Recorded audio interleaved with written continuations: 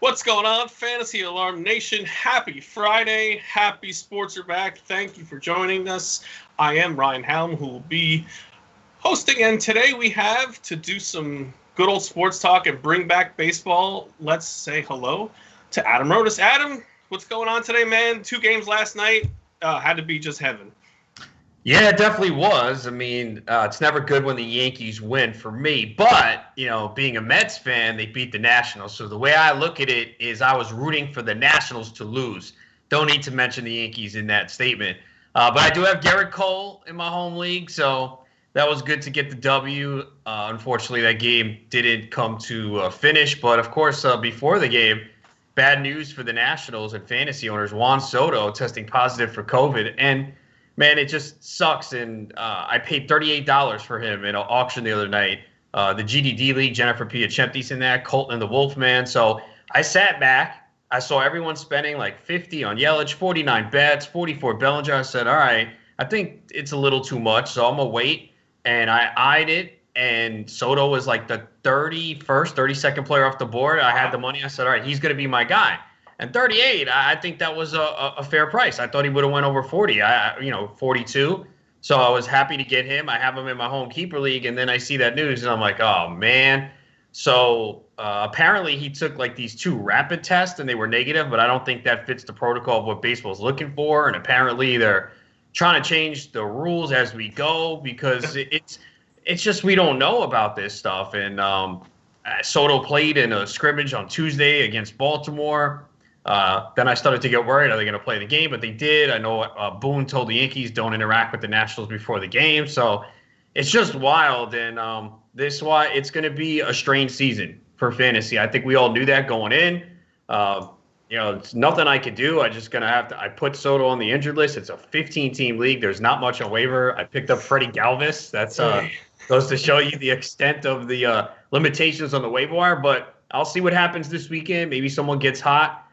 Pick them up, but it does suck to lose him, and I just hope that he's back within a week. I know the first NFBC draft after the news broke, he went like 65, but then in another draft last night, he went 28. So because people don't know. I mean, he could miss 3-4 days. He could miss 2 weeks. We just don't know. So it's going to be very strange for sure, but I think we're all glad that baseball is back, that we have the ability to play fantasy baseball. We're just kind of crossing our fingers that everything goes smoothly and we can get through this.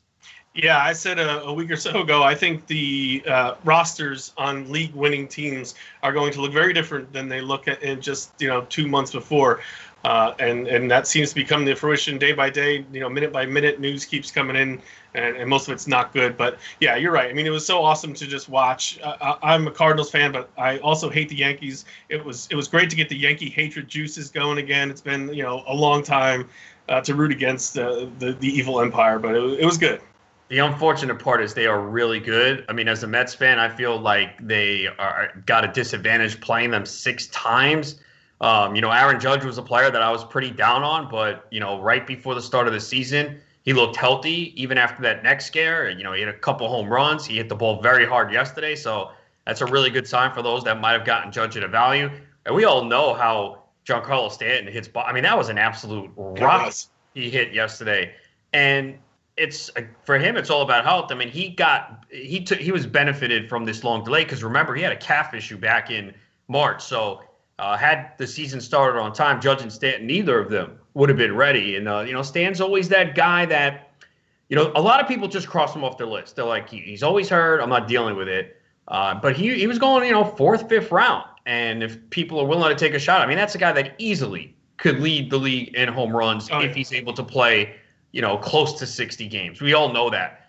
He's a guy that I've always drafted. I don't have him this year. It's just there was always someone in the room who kind of felt more confident than me. But it wouldn't be shocking. I mean, that is a guy that can certainly lift a lot of fantasy teams to titles if he can stay healthy. And being the DH, you would think, should help him.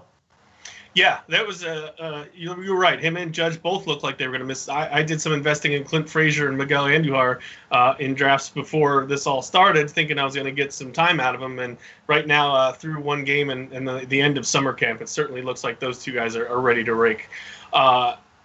There's lots of uncovered just from the first day. I also want to go over the new Major League Baseball playoff schedule, which they finalized, 4 hours before the season started? 2 minutes. But Garrett Cole obviously looked good. Max Scherzer, it gave up some runs, but still had 11 strikeouts, which was a nice outing. Anything else from that? Victor Robles was one thing I want to ask you about hitting ninth. Think that's something that's going to continue? Because he's a guy that I like coming into the season. It limits some of his ability, hitting at the bottom of the order, but it's one day. Things can change. Yeah, I would think that it would change. I mean, he hasn't been a big OBP guy, but I would think that they might want to move this lineup around because without Soto, it definitely doesn't look as good. So I would hope that they move him up the order. I don't know if they will, but that was a tough first matchup against Cole. I don't think you could take anything away from it. But yeah, I mean, if he's going to hit ninth, it definitely hurts his value. Even with a DH in the National League, I mean, you're just going to get less at-bats. And in a season where it's a sprint now, we're so used to saying it's a marathon. You can wait. We can't, man. You really can't. And the less at-bats you get from a guy that you took in the 5th, 6th, 7th round, it's going to hurt. So you hope, if you're a Robles owner, that they move him up the order because he's just not going to get enough of the counting stats that you want. So I could see them shuffling things around. Moving maybe Eaton and Turner down a bit. I mean, we saw Kendrick hit cleanup. I don't think Starlin Castro hit third. Yeah, so they could move things around potentially, and that's the one thing I think with this year, teams are not going to have as much patience, and they'll move things around. But at the same time, with this playoff format changing, which we'll get into, I think it does change things. Someone on Twitter told me, "Oh, it's the same thing. They're going to play the same." And I disagree. I think it changes things in a massive way. Oh, definitely. Let's hit the second game, which it was the Dodgers and the Giants. Here's another bit of news right before the game started. Clayton Kershaw scratched, sent to the injured list with some back stiffness.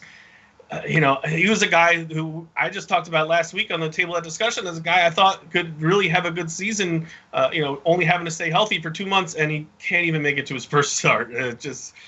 He's just snake bitten over and over.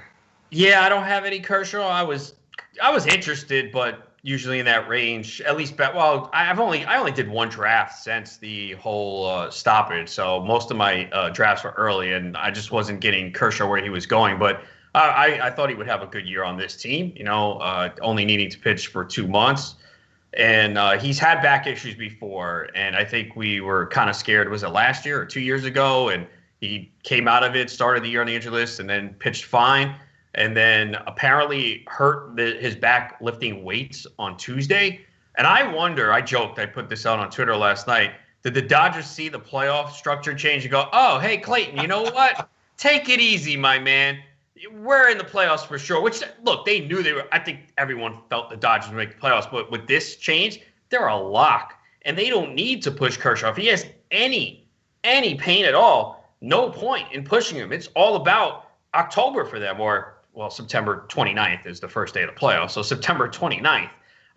But yeah, there's no need to push him at all. I mean, it sucks for fantasy owners because I think in some of the high-stakes leagues, the 15-team leagues with pitching pushed up, he was going at round 2. And, to get that first start against the Giants, which that lineup last night might have been one of the worst lineups I've ever seen in my life, I believe. Now, I played on DraftKings last night. Me too. But I think on FanDuel, all their starters were 2,500 or lower, or definitely they were all under 3K. I think it might have been like 28 or 25 and under.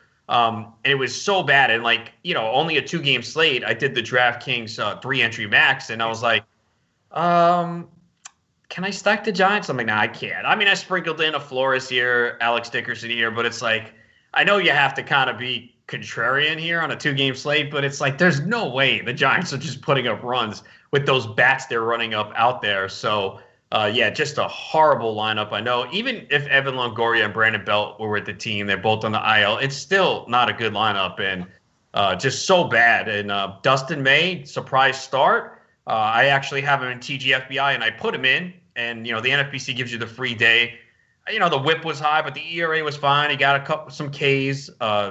I was hoping he would at least get through the 5th, but I understand it was a last-minute start. So I think that'll definitely boost him a little bit for as long as Kershaw is out. And we'll see. I mean, the Dodgers might do what they've done in the past and, kind of just manipulate their starters. I mean, we saw them do it last year. I mean, it's only 2 months now, but it's something to keep an eye on. Walker Buehler, when he makes his first start, he might only go 2-3 innings first time around. So it's a loaded team, man. It's just they have so much depth. Even losing David Price, even Kershaw starting the year on the injured list.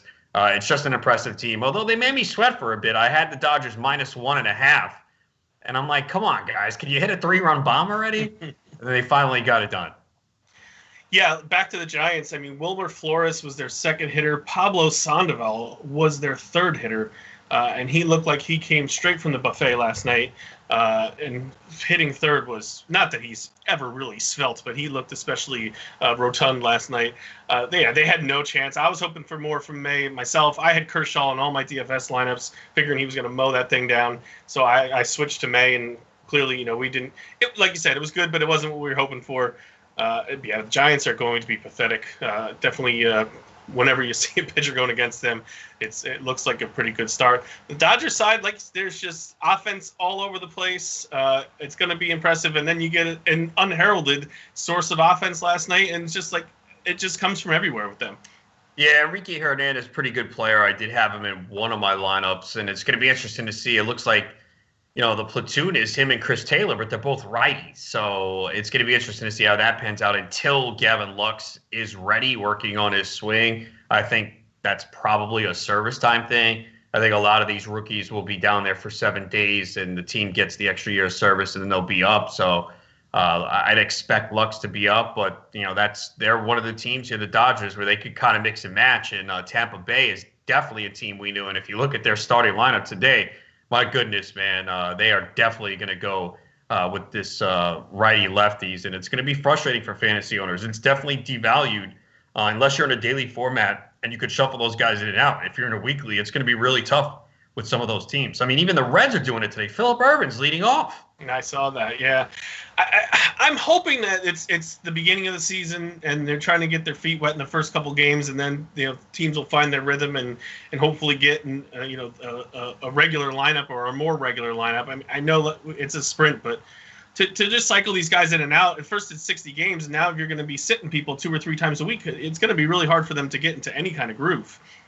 It is. I just feel like there are certain teams, though, that are going to do it. I didn't expect the Reds to do it here in Game 1, so it's something to keep an eye on. But I definitely expect it with Tampa Bay. I mean, it's something they did last year and was one of the reasons in the preseason. I kind of said the only guys that I really feel comfortable with playing every day are Austin Meadows, who obviously is on the injured list due to COVID to begin the year, and Willy Adames. I figured he would – not that he was an appealing target, but I felt like he would play every day. I mean, everything else. I mean, G-Man Choi is going to sit against lefties.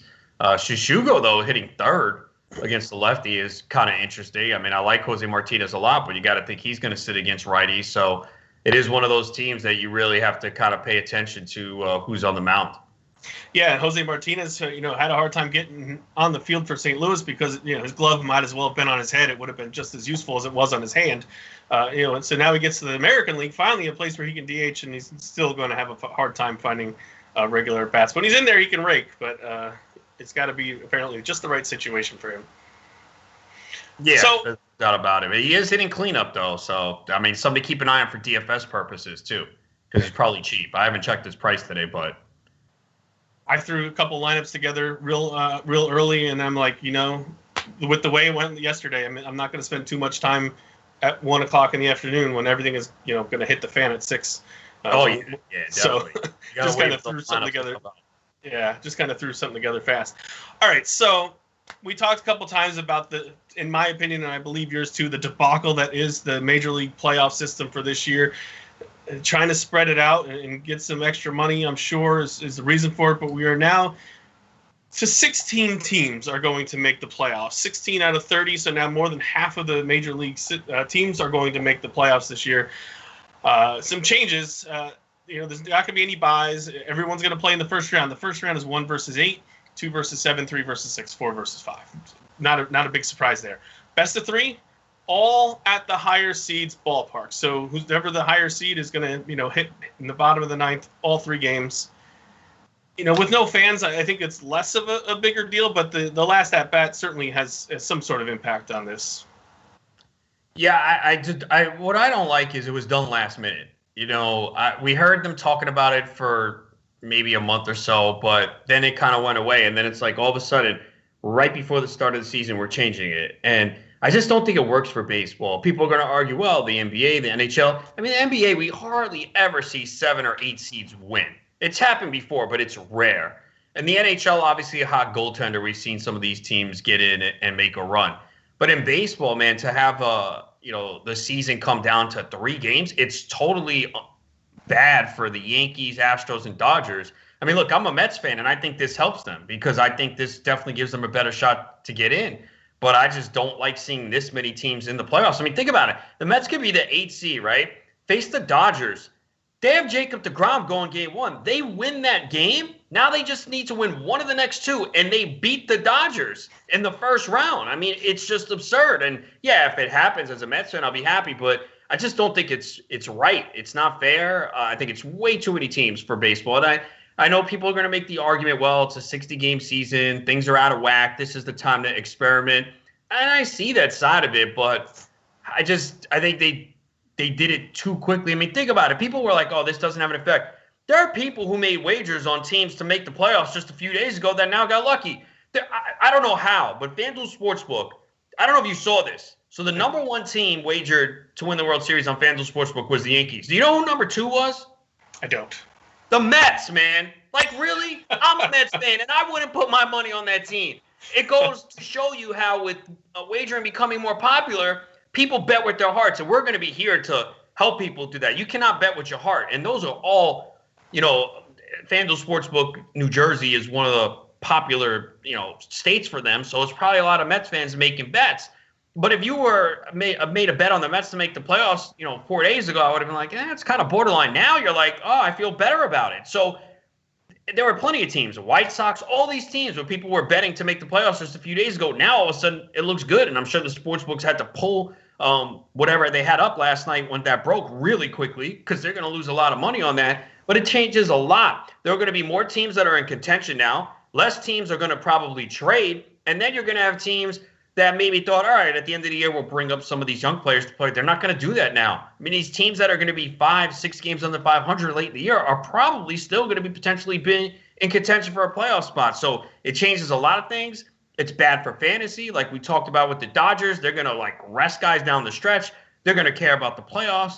They're not going to push anyone that has any type of injury. So it changes things a lot. And I just think it's off. Look, we've seen it in recent years, right? I mean, the Nationals, I thought the Nationals last year before the season were one of the best teams in baseball. So I was stunned when they started the way they did. But they got into the playoffs, got hot, they had the pitching, and beat some good teams. I mean, the Dodgers have been one of the best teams in baseball, and they just haven't been able to get past the playoffs because they run, last year they run into a hot Nationals team, which I wasn't surprised with Scherzer, Strasburg, and Corbin. I mean, that's really a good pitching staff, but it's definitely a big disadvantage for the top teams because a 3-game series now. I mean, again, if you don't want to face the Mets, I'm a Mets fan, but I'm saying if you get Jacob deGrom, I know he'll go against your ace in game 1, but deGrom is capable of going out there and shutting you down. And now all of a sudden you're down.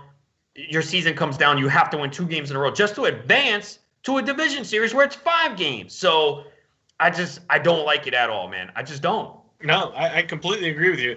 For any of you who are unfamiliar, so the top 3 seeds are the division winners based on record. So 1, 2, 3. The next 3 are the second place teams, also by win-loss record. So 4, 5, 6. The last 3 are just the next 2 best teams. So you could come in 4th place in your division and theoretically make the playoffs, and then get, like you said, into a 3-game series against yes, the best team, but everyone's got, not everyone, a lot of teams have an ace that could come in and shut somebody down. And then, like you said, the better team has to win 2 in a row to advance to just go to the second round against a team that had no business in there anyway. Yeah, I mean, the Nationals could do this again. Let's say Juan Soto misses time and they struggle a little bit, and they're the 7 or 8 seed. You think the Dodgers, can you imagine the Dodgers have to play the Nationals in the first round again and got to go up against Scherzer, Strasburg, and Corbin? They're going to be like, come on, man, we got to go through this again. So, yeah, it's going to be wild. A team like Tampa Bay now, they'll probably – I think they can win the division, but say they finish second on the Yankees I mean, they're going to be a tough out. So, yeah, I just think this is it's going to be wild. And, people were saying, oh, is there going to be asterisk next to the champion? I thought no, but now that you've changed the playoff structure drastically, and they better not do this next year. This better just be a one-year thing. Do not do this next year. And I think we all know why they did it. Like most reasons for anything that happens in life, specifically sports, money. More playoff games, more money, TV. I mean, that's pretty sure. I'm pretty sure that's why they did it. And as a baseball fan, yeah, I like seeing more baseball games. I just don't like this because and again, my Mets are not one of the top teams. I don't think they are. I think this helps them, and I still don't think it's great. I think they're one of the top 8 in the National League, though, or got a real good chance to be. I think they should be. I mean, I still have some questions about the starting pitching after DeGrom and Stroman being on the injured list to start the year. I mean, look, the bullpen could be good. We know Lugo's excellent. If Diaz can go back to what he was 2 years ago, Familia looked decent in summer camp. He's a key in Betances. I mean, if all 4 of those guys hit, that's a strong back end of the bullpen where you don't need much from your starters. I like the lineup, especially if Cespedes can hit. I like J.D. Davis if Nimmo's healthy. So I like the lineup. So, yeah, potentially. I mean, it's a very tough division. The Nationals are still solid. The Braves are good. Phillies, I don't like as much as other people because of their starting pitching, but they could be good. And the Marlins are not going to be awful. I mean, they have some good arms, have some decent bats in the lineup. So it's one of the toughest divisions, and they got to play the Yankees 6 times, which doesn't help. So I would think they get to the playoffs. I mean, you could see 4 teams from the NL East get in, potentially. I agree, yeah, because the bottom half of the other divisions are not nearly, I don't think, as competitive as the East. You got the Cardinals, Cubs, and Brewers, obviously in the Central, and the West, I think is that good, man. I think they're on the way down, too. I mean, the Brewers are a wild card. They have some really good arms in the rotation. Can a guy like Corbin Burns and Freddie Peralta put it together finally? Their lineup isn't as good as last year. Cardinals are okay. So that I think the Reds are a dangerous team for sure. I mean, I like their pitching. I like their lineup. Love adding Castellanos, Nick Senzel being healthy. So I think I probably picked them to win the division. Completely blanked them. You're right. Padres are definitely an interesting team as well, with a lot of youth. And now with this, they should be going for it. They should be calling up Mackenzie Gore. They should be bringing up their young players. Go for it. Why not? Why not, man? I mean, 60 games, you're going to get in the playoffs, and we've seen it. You get hot, and you make a run. So we've seen more wild card teams win in baseball recently, right? I mean, we've seen a lot of the top teams, top records get knocked out, which is, again, why this is a real disadvantage, I think, for those top teams. I mean, the Dodgers must hate this. They're like, oh, here we go. Now we got to win another round of playoffs here. We have a hard enough time with the 2 there is now. Yeah, I think you're going to see a lot of young kids after this 7 days. I really do. I think, they might not play all the time, but I think we're going to see an influx of prospects that we definitely wouldn't have seen without coronavirus for sure. Yeah, I think so too. I mean, Dylan Carlson, 7 days. Spencer Howard's a guy drafted in my home league back in March, and I've held on to him. It's a daily format, so I kind of don't like having those dead spots on the bench in a full season, let alone now, but I have a feeling he should be up. I mean, again, these guys should be up. I mean, now that's the one thing I guess where it does help is maybe these teams are quicker to bring up these young guys going, hey, you know what? We got a much better shot to make the playoffs now. Let's put our best team out there. And that's the one thing that baseball has really messed up is, this service time and not bringing up these young players because we've seen so many have big impacts over the last couple of years with Fernando Tatis and Soto and Acuna. Let's not waste time with these guys. I mean, especially baseball, which needs to grow this game, man. Bring these guys up. Forget about the whole service time thing. And that's something they need to fix. So hopefully we see some of these young players come up here or in the next week or so. Yeah, I feel like it's getting towards that a little bit more. Like Alonso was on the roster from the beginning last year. Now some of these guys, they got lucky with that. Oh, they definitely did. Were hurt. Was it Jed Lowry was hurt, and who else? Because there was talk that he wasn't going to begin the year. The Mets kind of got bailed out there. And a couple of guys, I know the White Sox have signed some of their prospects to long-term deals before they've even hit the majors, which I think helps stop this. It all we can go back to Chris Bryant. all the way, who argued, over and over and over before he came up that they had to stop this service time. So, and I think it's slowly weaning away from that, and maybe this will help get us a little bit closer to that too. You're right. It's stupid. It's 7 days this time, but in the regular season, it's almost 2 months where these teams are holding these kids down for the only reason is for money. It's just one more thing in baseball where we see that they don't do the right thing because of money, and it's just over and over and over, and they need to someday pull their heads out of their asses about this. Even today, like, why aren't there baseball games starting at 1 o'clock? I thought the same thing. Like, come on, man. I mean, look, it's not the huge deal because you got the Mets at 4 and then a bunch of games. I'm going to watch baseball all day tomorrow. I can't wait, starting at 1 o'clock. But it's just like little things like that. We don't understand. Like, there's been no major sports on for months. And you could have had a game at 12 o'clock, and then add games at 1 and 2 and just have it all day. So it's just the little things like that we just sit here. We all think it. And we're not professional marketers, and we can come up with, the little things that make sense. I mean, people have been itching for baseball, and it was bad enough we had to watch, and then a big thunderstorm and rain flooded Washington last night. And I had joked, I'm like, great, now an earthquake is going to delay the Dodgers game because it's 2020, right? Yeah, so, it was so 2020 for the first game to get rained out, or halfway through. Yeah, and those in points leagues get the complete game from Cole, get the extra points. And Scherzer, too, technically gets a complete game as well. Yeah, it's just, and I know a lot of the country is open. A lot of people are back to work that weren't a couple of months ago. But there's still a lot of people working from home. There's still a lot of people out of work. Definitely noon, 1 o'clock could certainly get some more eyes on this game. Or if not, you're right. Everyone's just waiting for sports. I mean, Twitter was just off the charts last night. Everyone was watching the game. Everyone was excited. And yet again, baseball's dragging their feet and missing a little bit of another opportunity. Not a major deal, but a little more opportunity to just showcase their stars and get back in good graces. But it's like they don't want to. Yeah, and we're used to opening day, being 1 o'clock and then all day too. So I know it's not the typical opening day, and it's a Friday, but still, you would have thought that they could start some games early. Even next week, there's games at like 3 and 4. Like, you would think there would be some more day games with people at home. So, especially in climate-controlled domes. I understand. It's like in New York, man, it's been so humid lately. So I can understand not wanting to play at 1 o'clock. But there's some places indoors, like have those games start at 1 o'clock. Let's have baseball all day. I mean, people are going to watch. They're hungry for it.